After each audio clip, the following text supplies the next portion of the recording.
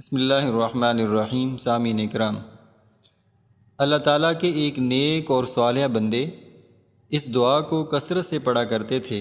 وہ دعا یہ ہے: اللہم احفظ علیہ ما لو حافظہ غیرک لضائن۔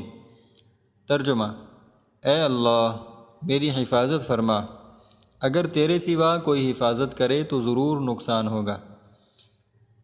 ایک دن وہ صالح شخص کسی سفر پر روانہ ہوئے تو راستے میں ان کا سارا سامان چوری ہو گیا، لیکن سامان چرانے والے چور نے وہ سارے کا سارا سامان اسی طرح اسی صالح شخص کے گھر بطور امانت رکھوا دیا جن کا سامان راستے سے اس نے چرایا تھا۔ جب وہ صالح شخص سفر سے گھر واپس پہنچے تو انہوں نے اپنا گم شدہ سامان گھر میں پڑا ہوا دیکھا تو فرمایا، دیکھو دیکھو، اللہ تعالیٰ نے ہماری اشیاء کو کیسے محفوظ رکھا، پھر میں اس دعا کی برکت سے کیوں انکاری ہوں۔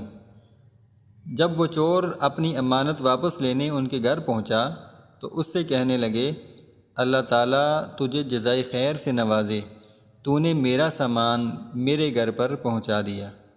تو سامعین اکرام، اس دعا کی کثرت کرنے والے شخص کا مال چوروں اور ڈاکوؤں سے محفوظ رہتا ہے۔